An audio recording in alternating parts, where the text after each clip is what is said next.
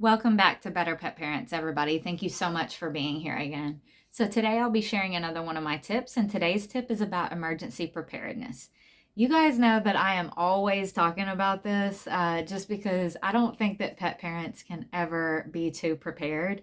I believe that better pet parents are always proactive and always thinking about ways to look out for their pet's best interests. So, anytime I think of another way that I think pet parents could be more prepared, I always like to share it with you guys. So, today, the topic on my brain is thinking about hypothetical situations such as being injured in automobile accidents. So, there's two things that I think are very relevant to this conversation. The first is having something written down on your person, in your wallet, in your billfold, that kind of thing, that says on there, if I'm ever injured in a car wreck, or if I'm ever unexpectedly unconscious or, unavailable, that my pet is home alone. I think it's a great idea for us as pet parents to designate an emergency contact for our animals. This could be a nearby relative, a neighbor, a friend, anybody. Having an emergency contact for your animals, somebody that does not live in your household, that could be called on your behalf if something ever happened to you where your pet needed to be checked on. So let's say that hypothetically you're injured in a car accident, you're taken to the hospital, you're unconscious and lying in a hospital bed. Well, I think it's pretty safe to say it might not be the first thing on everybody's mind to be asking themselves if you have animals that need to be checked on. So if you have something written down in your wallet that says, hey, if something ever happens to me, then my pet is home alone, if that's a true statement for you, then I encourage you to write that down and put something in your wallet, so that any time that a good citizen might find that, somebody that might possibly be at the scene of the accident or going through things at the hospital, if they find that and it says, if anything ever happens to me, call this emergency contact person, so that they can go check on my animal, then your animal could potentially receive care in a situation where otherwise they wouldn't. So it's very important for the proactive pet parents out there to think about how beneficial it might be to your pet's life to have an emergency contact, and going ahead and having conversations with that person saying, I'm writing your name and number down, so if you ever do receive a call from anybody, then that's going to be what it's about. And it's a great idea to tell that person, this is where the spare key to my house is, this is what the alarm code is to my house, anything that they would need to know to be able to get in there and check on your animals. I also think it's really important to take this a step further, and if you do have somebody that you're designating as an emergency contact, always having an accurate instruction list in your house about your pet's care. So let's say that it's been a really long time since you and that person talked about this.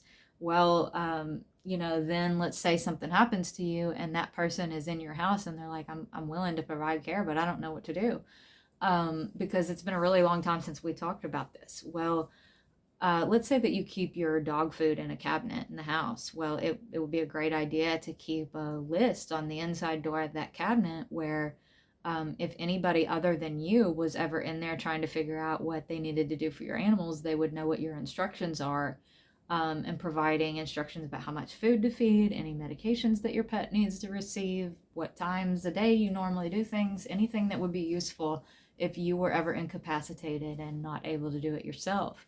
And making sure that anytime something changes and your veterinarian changes something in your pet's care, that you update that list so that it's always accurate for the person that may need it in an emergency situation.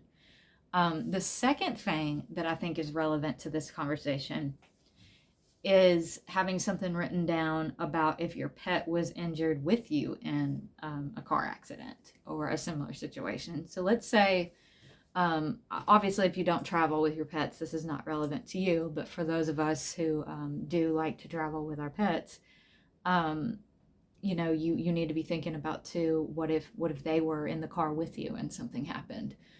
I think that it would be really great for you to tell your same emergency contact hey, I'm not only writing your name down on this first piece of paper about, coming in and checking on my pets if something happens to me, but I'm going to write your name on a second piece of paper that stays in my wallet that says, if my pet is ever injured with me, this is the contact information, because you never know if a good citizen might take your pet to a nearby clinic. And I'm just saying that might not be your normal veterinary clinic. So anything that you can put on that piece of paper to provide information for your animal's behalf if they were the patient at an emergency center and you're not there to speak for them, that your emergency contact can do that for you, because it would be really relevant for you to write down on that piece of paper, if anything happens to my pet, this is my normal veterinarian, this is my normal veterinarian's phone number, and this is my emergency contact for my pet. So this is the person that can make decisions for my pet. Because if a staff, whether that's your normal veterinary staff or just a clinic that happened to be nearby the scene of said accident, is caring for your animal in an emergency, they are going to need a point of contact making decisions for that patient, for them to be able to work on that patient. So it would be very beneficial to think about the things that somebody would need to know, not only if you were injured, but if your pet was injured and you couldn't make decisions for them. So I also think that it's worth mentioning that if you are going to put up a piece of paper in your wallet about, like if an emergency veterinary staff is caring for your animal, obviously make sure that you write things on there that are extremely relevant to your pet's case, such as if your pet is insulin dependent, or if your pet has seizures, or let's say your pet has Cushing's disease, or anything that would be a condition that the treating physicians would really need to know about that patient. Make sure you write that down so that they're not clueless, because they might be able to call your regular veterinarian if you've provided that information, but if it's outside of normal business hours and we're talking about an after hours clinic, then they're not going to be able to. So if there's information that they would really need to know to be able to treat your pet accurately, then make sure you write it down.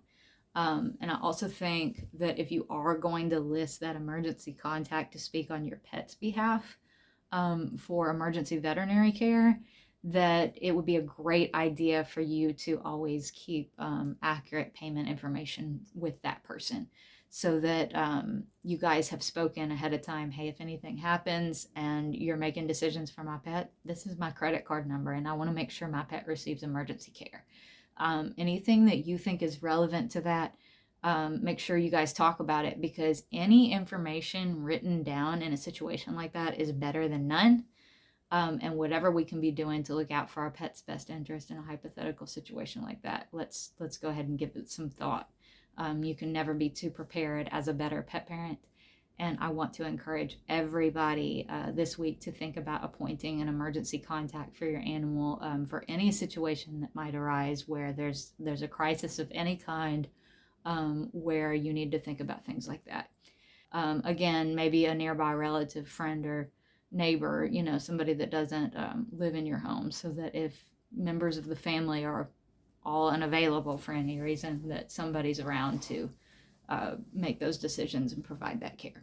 So let us know your thoughts on this topic. Let us know if you have any questions. And thank you for being here. Like I often say, thank you for being the type of pet parent who would consider a topic like this. I know that it's the better pet parents out there who are making the world a better place. And so I want to thank you for being one of them. And we will see you again next week for another conversation. Thanks so much.